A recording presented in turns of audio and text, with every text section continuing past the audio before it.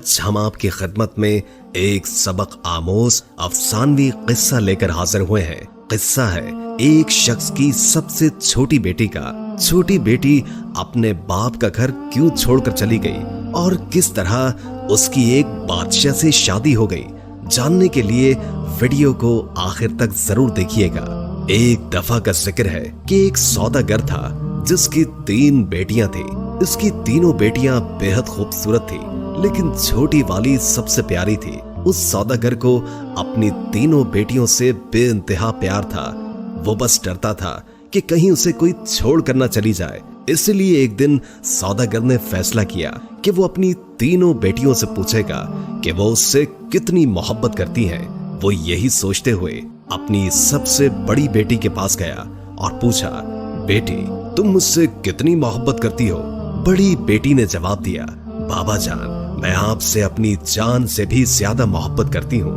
बाप ये सुनकर बेहद खुश हुआ और अपनी बेटी को एक कीमती सोने की माला दी। फिर वो अपनी दूसरी बेटी के पास गया और उससे भी यही पूछा कि बेटी तुम मुझसे कितनी मोहब्बत करती हो? दूसरी बेटी ने जवाब दिया, बाबा मैं आपको इस पूरी दुनिया में सबसे ज्यादा चाहती हूँ। बाप बेटी की बात सुनकर खुश हुआ और उसे बहुत सी सोने की अशर्फियां दी। अब सौदागर अपनी सबसे छोटी बेटी के पास गया, बेटी तुम मुझसे कितनी मोहब्बत करती हो? सबसे छोटी बेटी ने जवाब दिया कि नमक के बराबर। बेटी का जवाब सुनकर बाप को बहुत गुस्सा आया। नमक तो इंतहाई सस्ती और मामूली चीज है, ये मुझे इतना प्यार करती है। और फिर सौदागर ने उसे बहुत डांटा और गुस्से में ये भी कह दिया कि मुझे पता है कि तुम एक दिन मुझे छोड़कर चली जाओगी, इसलिए बेहतर है कि अभी से इस घर से चली जाओ। बाप की बात बेटी के दिल पर जाकर लगी और वो किसी को भी बताए बगैर घर से रोते हुए निकल गई। वो लड़की एक ऐसी जगह से गुजर रही थी जहां बहुत सी घास उगी हुई थी। लड़की ने अपने लिबास के ऊपर ही एक और घास का लिबास बनाकर पहन लिया ताकि पहचानी ना जाए। इसके बाद वो बादशाह के महल के बाहर जाकर रुक गई और बाहर खड़े सिपाहियों से कहने लगी कि सुनो, मुझे कुछ काम की जरूरत है, क्या तुम मुझे काम पर रख लोगे? मुझे सब काम आता है। नहीं बीबी, हम ऐसे किसी को काम पर नहीं रख लेते, जाओ यहाँ से। लड़की उदास हुई लेकिन फिर से इसरार करने लगी, देखो मुझे काम की बहुत जरूरत है, मेरे लायक कोई तो काम होगा महल में। इससे पहले कि सिपाही इनकार करता, एक बावर्ची उनके पास आकर खड़ा हो गया। उसने शायद लड़की की बात सुन ली थी। उसे लड़की पर बहुत तरस आया, इसलिए उसने लड़की को अपने साथ रख लिया। बावर्ची ने उसे सारे काम समझाए और उसे उसके सोने की जगह भी दिखा दी जहां और भी औरतें थी।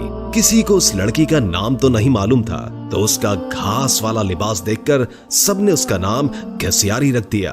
अगले दिन महल में हलचल मची कि बादशाह एक बहुत बड़ी तकरीब का इनेकाद कर रहे हैं, उसमें हर कोई शरीक हो सकता है। तमाम मुलाजिम औरतें अपने आप को संवारने में लग गई।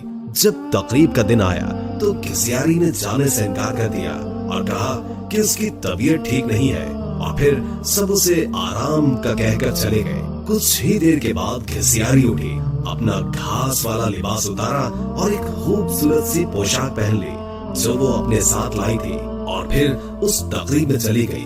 वो इतनी खूबसूरत लग रही थी कि वहाँ तमाम हाज़रीन की नजरें उस पर उठ रही थी। हर कोई ताज्जुब में था कि इतनी हसीन लड़की कौन है। वहाँ बादशाह का बेटा भी मौजूद था। उसने जब इस हसीन लड़की को देखा तो देखता ही रह गया, और फिर शहजादे ने पूरी तकरीब बस घसियारी के साथ बातों में गुजार दी। शहजादे ने किसी और की तरफ आंख उठाकर भी न देखा।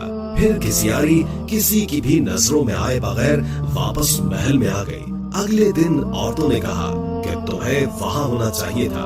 कल बादशाह का बेटा एक हसीना पर लट्टू हो गया और सारा वक्त उसी के साथ रहा। घसियारी बज़ाहिर उदासी हुई, हाँ काश मैं भी जा सकती। कुछ दिनों के बाद बादशाह ने फिर से एक तकरीब रखी। इस बार घसियारी ने यही बहाना लगाया कि उसकी तबीयत ठीक नहीं है, सो वो नहीं जा सकती। लेकिन सबके जाने के बाद उसने फिर से एक उम्दा लिबास पहना और तकरीब में चली गई।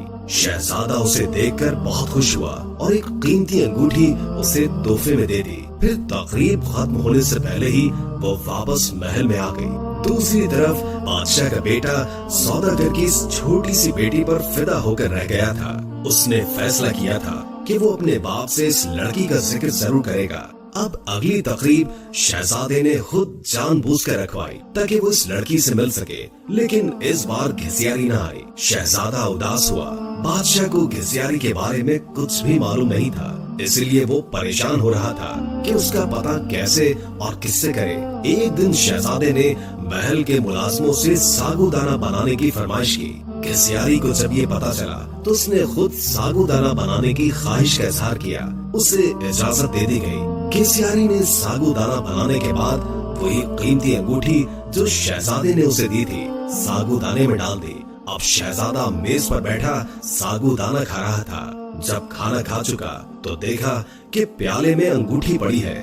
वो अंगूठी पहचान गया और जल्दी से अपने मुलाजमीन को बुलवाया। मुलाजमीन ने बताया कि ये सागुदाना घिसियारी नामी मुलाजमा ने बनाया है। फिर घिसियारी को बुलवाया गया। शहजादा घिसियारी को पहचान न सका, लेकिन जब घिसियारी ने बोलना शुरू किया तो शहजादे को उसकी आवाज सुनकर यकीन हो गया कि ये वही लड़की है जो उसे तकरीब में मिली थी और जिस पर वो दिल हार बैठा है। फिर घिसियारी ने अपना सारा किस्सा शहजादे को बताया कि वो इस महल में किस तरह पहुंच गई। शहजादे ने घिसियारी का बादशाह को बताया और इन दोनों की शादी कर दी गई। शादी के बाद एक बहुत बड़ी तकरीब रखी गई। उस तकरीब में सिर्फ शहर के बड़े बड़े सौदागर और ओहदेदारों को बुलवाया गया था। घिसियारी के बाबा भी उस तकरीब में मौजूद थे।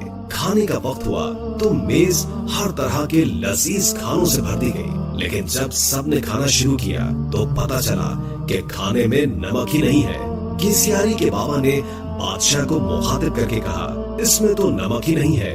बादशाह हल्का सा हंसा और कहने लगा, क्या हो गया सौदागर साहब, सिर्फ नमक ही तो नहीं है, बाकी सब कुछ तो है ना इसमें। ये सुनकर सौदागर की आंखों से आंसू जारी हो गए।